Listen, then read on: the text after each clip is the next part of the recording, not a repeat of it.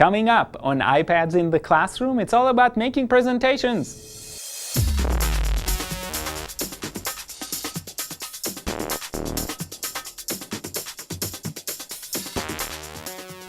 Hi, my name is Guy Trainin, and this is iPads in the Classroom from TechEdge, and today we're talking about presentations. And presentations is one of the earliest and most common technologies that are used in classrooms. You know, everybody knows about PowerPoints, and the question is always, how can we transfer some of the things we've already done, and how can we help our students realize how this transfers to these new devices, especially mobile devices?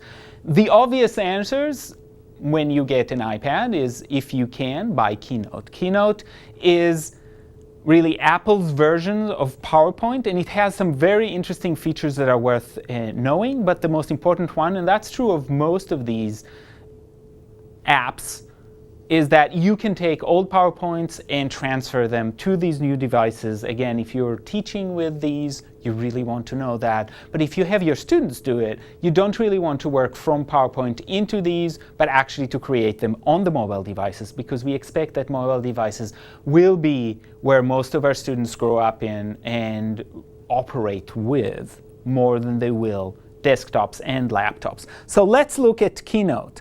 And Keynote, again, very similar to other presentation software. You can bring in pictures or text or a combination of those. And right now, you can see that you can also watch it online. So you can scroll through the presentation, reading each part. This is the presentation, just shows how to use it.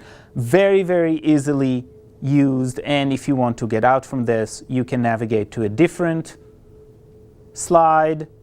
While you can't do all the things that you can do on a full PowerPoint on a desktop, there are a lot of things you can do, and they are constantly adding features as they develop the apps. For example, this is a way to bring in photos from your camera roll, and you can put them into the presentation. You can select something and then format it, change its style.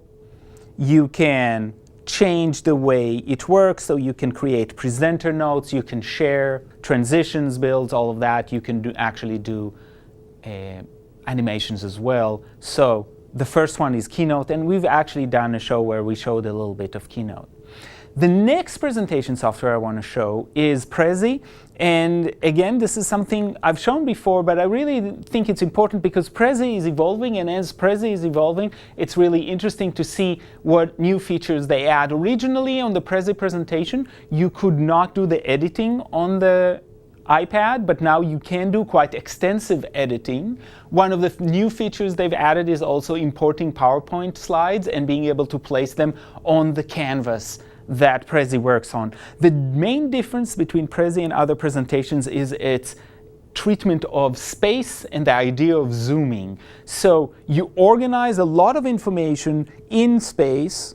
Let's say we'll take something that I've created about technology in the elementary classroom, and it downloads, so it keeps it online. And with a free Prezi account, which you can get, you don't get to keep your Prezis. They are all saved online, but it is free. And as long as you're connected, you can see it. And you can see that this is where this starts, but if I zoom out, you can see more and more. So you can see the whole, or what the Prezi people call the big picture, but then the program will walk you through and zoom in and out of the smaller pieces. And this is actually how I've designed this Prezi to go from piece to piece. You zoom in, you zoom out, you can integrate different kinds of media as you go along, and as a result, you can actually show a richer product that helps entertain but also focus your viewers. It is lots of fun for kids. The one caveat I always say is if you're presenting it on a large screen, you want to make sure that there aren't too many transitions in and out, because some people feel queasy after viewing Prezi. So that's a word of warning. But Prezi Viewer for the iPad does a lot more than just viewing.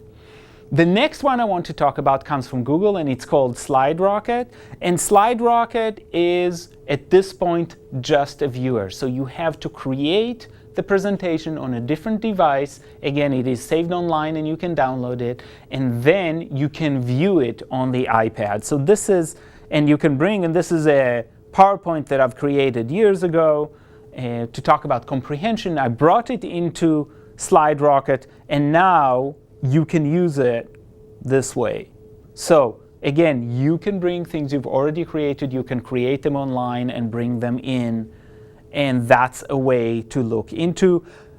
A few great things about this. One is that you can share your presentations with anyone, so you don't have to transfer files anymore. And the second thing you can do is get some analytics, how many people viewed it, how long, where did they stop, that kind of information. And it's a great way to do this work. Finally, I want to remind you that there is Google Drive, and Google Drive has multiple formats and multiple files it can process, and one of them is PowerPoint files, and you can view them directly from Google Drive. So here is a PowerPoint that got translated into Google Drive, and here you can see how you can scroll, and this, unlike the other ones that scroll right and left, this scrolls up and down the way it was translated. And this is a simple PowerPoint that simply got translated.